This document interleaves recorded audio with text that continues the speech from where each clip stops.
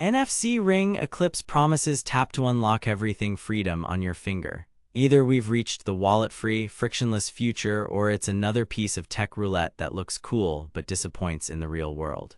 On paper, it's impressive. Scratch-resistant ceramic, dual hidden NFC inlays for public and private data, fully waterproof, no battery to charge, and claimed compatibility with iPhone and Android.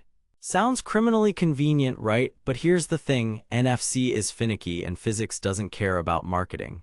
Here's what caught my attention and what didn't line up once I started testing. I wore the Eclipse daily and tested it across a Pixel 8 Pro, iPhone 14 Pro, an NFC pad, and a couple of NFC-enabled door locks for 2 weeks so you don't have to guess. I've put the direct link to check current pricing in the description, but before you click anything, let me show you what I discovered after 2 weeks of testing. Here's what the NFC Ring Eclipse claims to do. It's supposed to replace tap cards and tags with a stylish ring that lets you share your contact card, launch apps or automations, unlock doors, and keep a private tag zone that only you use. The key promises: tap to share your details or a custom link instantly. Trigger smart actions on your phone with a tap. Unlock compatible NFC locks and devices. 2 inlays for public and private profiles. Sounds slick, right? Pretty bold claims for a tiny passive ring, but here's where things get interesting. Reality check. Claim, unlock your phone with a tap. Reality, you cannot bypass Face ID, Touch ID, or a passcode with a generic NFC ring. On iPhone, you can trigger a shortcuts automation when the phone is already unlocked. It will not magically unlock a locked device. On Android, you can use third-party tools to wake the phone or toggle settings, but anything that removes the lock screen is a security compromise and not natively supported. Let's be real here, if a passive ring could unlock phones, that would be a security disaster. Evidence: in my testing, the ring could launch a shortcut on iOS only after I authenticated, and Tasker on Android worked reliably for automations but never for bypassing the lock. Claim, works with any phone. Reality, compatibility varies wildly. iPhones have tiny NFC antennas near the top edge. With the ring on, I had about a 60–70% success rate on the iPhone 14 Pro unless I hit the exact sweet spot and angle. On the Pixel 8 Pro, red success jumped to around 85–90% once I mapped the antenna location. Evidence: 10 tapping attempts per device repeated across 2 days. iPhone completed 1320 reads without fiddling, Pixel did 1720. The physics here matters. The ring's antenna is tiny, so coupling only happens within a couple millimeters. Those Instagram-style hover taps, here's where it gets mathematically impossible. With an antenna that's small and no power source, you're looking at 1 threme, not centimeters. Claim, tap to pay or replace your access card. Reality: the Eclipse is not a payment token. No Visa, no Apple Pay, no Google Pay. Some rings do payment through bank-issued chips or subscriptions, but this isn't one of them. As for access control, it depends on the lock. Many home smart locks are Bluetooth, not NFC. RFID door systems in offices and apartments often use proprietary formats or different frequencies. The Eclipse can work only with locks that accept and learn a generic NFC tag's UID at 13.56 MHz.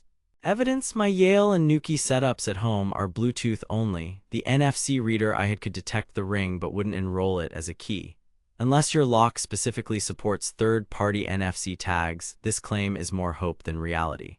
Claim, dual inlays equals double the power. Reality: you get 2 separate NFC tags in one ring, typically used as public and private profiles. That's handy for keeping a vCard on one side and a smart home or Wi-Fi config on the other. But each inlay has limited memory. It's enough for a vCard, a URL, or a small Wi-Fi credential, not a PDF or gallery. In practice, it's organization, not a performance boost. Build and durability: the ceramic looks stealthy and resists scratches, but it's brittle. A concrete drop or a hard knock can chip it, and if you get the sizing wrong, exchanging a ceramic ring is a pain. Waterproof: yes, shower and hand washing were fine in my tests, and passive NFC means no battery anxiety. But remember, durable is not indestructible. Here's the detailed breakdown you actually need. Compatibility and read range. On Android, once you map the antenna sweet spot, the ring is usable for daily automations and sharing a link. Expect to press the ring to the back of the device with a small twist until you feel it buzz. On iPhone, you'll be tapping near the top edge. plan for a learning curve and some awkward hand gymnastics. Nobody tells you that if you wear the ring on your dominant hand, you might have to flip your phone upside down in certain angles for consistent reads. Memory and use cases: the ring stores small payloads. Best uses in my testing: a digital business card, a link to a portfolio, a link to a Wi-Fi config Android, or a tasker profile to toggle lights via your smart hub.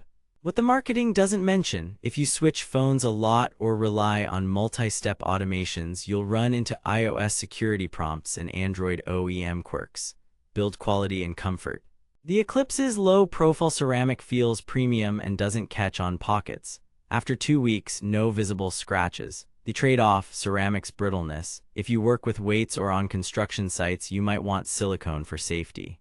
Sizing is crucial. A half size off means spin or squeeze. Red flag: some buyers report inconsistent QC on tag placement, which affects the sweet spot. That matches a few Amazon reviews noting inconsistent reads. Locks and access: this is the area with the most expensive confusion.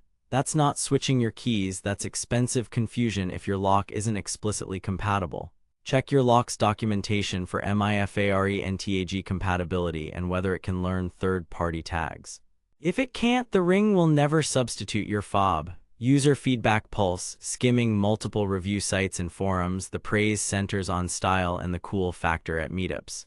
The complaints are consistent. Short range, iPhone finickiness, and assumptions about payments that just aren't supported. Verdict: buy with caution. If you are on Android, like the idea of tap to trigger automations, and you're fine with a 1-3 read range and some practice, the NFC Ring Eclipse is a fun, functional accessory. If you want tap to pay, true phone unlocking, or guaranteed door access, skip this and save your money for a payment-enabled ring or a compatible lock system. Price floats depending on size and finish, and I've seen it vary widely, so value really comes down to your use case. Pros: stylish ceramic build, no battery, dual inlays for organization. Cons: finicky range, limited phone unlock capabilities, lock compatibility confusion, brittle if dropped. For the right nerdy workflow, it's worth it. For magic wand expectations, it's a no. Stay savvy out there. Thanks for watching.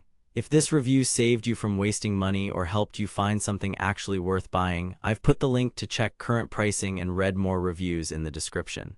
And hey, if you do decide to buy through my link, it helps fund these investigations without costing you extra. Got questions about specific locks or automations? Drop them in the comments and tell me what you want me to test next. Next up, I'm comparing payment-enabled rings versus NFC utility rings so you don't buy the wrong one. Subscribe for the truth, not the hype.